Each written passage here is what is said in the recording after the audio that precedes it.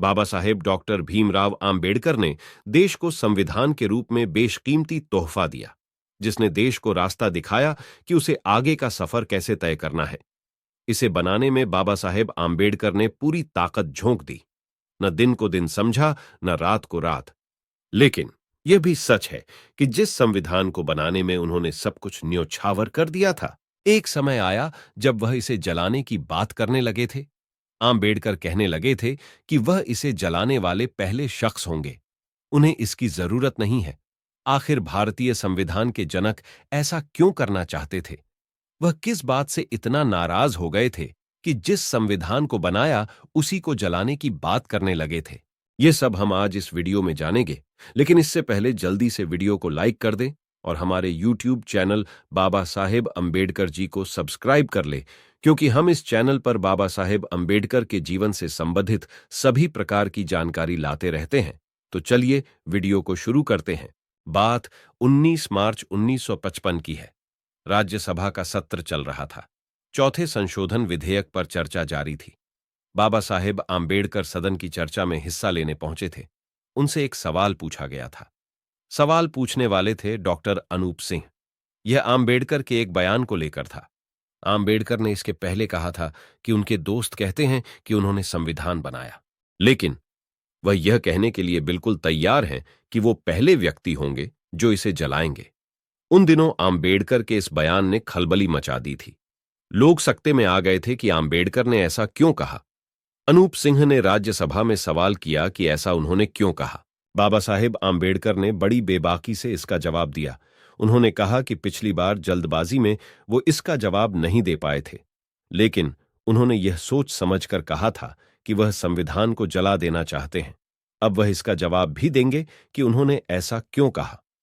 आम्बेडकर ने तब कहा था, हम मंदिर बनाते हैं ताकि भगवान उसमें आए और रहने लगें, लेकिन भगवान के आने से पहले अगर दानव आकर रहने लगें तो मंदिर को नष्ट करने के अलावा क्या रास्ता बचेगा।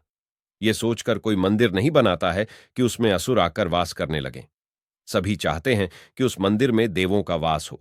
यही कारण है कि उन्होंने संविधान को जलाने की बात की थी। इस पर एक सांसद ने कहा था कि मंदिर को नष्ट करने के बजाय दानव को खत्म करने की बात क्यों नहीं करनी चाहिए। तब बाबा साहेब आम्बेडकर ने इसका तीखा जवाब दिया था। उन्होंने कहा था, आप ऐसा नहीं कर सकते हैं। हम में इतनी ताकत ही नहीं है। अगर आप ब्राह्मण और शतपथ ब्राह्मण पढ़ेंगे तो आप पाएंगे कि असुरों ने देवों को हमेशा पराजित किया। उनके पास ही अमृत था जिसे युद्ध में जीवित रहने के लिए देवों को लेकर भागना पड़ा था। आम्बेडकर ने कहा था कि अगर संविधान को आगे लेकर जाना है तो एक बात याद रखनी होगी। उन्हें समझना होगा कि बहुसंख्यक और अल्पसंख्यक दोनों हैं।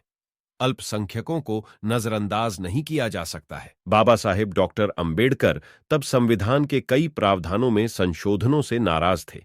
उन्हें लगने लगा था कि संविधान कितना भी अच्छा क्यों नहीं हो, जब तक इसे सही से लागू नहीं किया जाएगा यह उपयोगी साबित नहीं होगा। वह मानने लगे थे कि देश का 5% से भी कम आबादी वाला संभ्रांत वर्ग देश के लोकतंत्र को हाईजैक कर लेगा। इसके कारण 95% तबके को संविधान का लाभ नहीं मिलेगा। आजादी के संघर्ष में आम्बेडकर सबसे प्रमुख शख्सियतों में से थे। महात्मा गांधी से वह 22 साल छोटे थे। 14 अप्रैल 1891 को आम्बेडकर का जन्म एक दलित परिवार में हुआ था। देश में उनके जैसा पढ़ा लिखा उस समय शायद ही कोई था। इकोनॉमिक्स से 2 डॉक्टरेट की डिग्रियां थीं उनके पास, एक अमेरिका की कोलंबिया यूनिवर्सिटी से, दूसरी लंदन स्कूल ऑफ इकोनॉमिक्स से। उस समय वह इंग्लैंड में रहने वाले सबसे ज्यादा एकेडमिकली क्वालिफाइड भारतीय थे। आम्बेडकर की योग्यता को देखते हुए ही उन्हें ड्राफ्टिंग कमेटी का चेयरमैन बनाया गया था। उन्होंने देश के संविधान को मूर्त रूप दिया था। दोस्तों, आज की वीडियो में बस इतना ही, और अगर आपको जानकारी अच्छी लगी हो तो वीडियो को लाइक करें। इस चैनल पर बाबा साहेब के जीवन से जुड़ी छोटी बड़ी सभी जानकारी लेकर आते रहते हैं। यदि आप बाबा साहेब को पसंद करते हो और उनके जीवन के बारे में और भी जानकारी पाना चाहते हैं तो हमारे YouTube चैनल को सब्सक्राइब कर लें। वीडियो को अंत तक देखने के लिए धन्यवाद।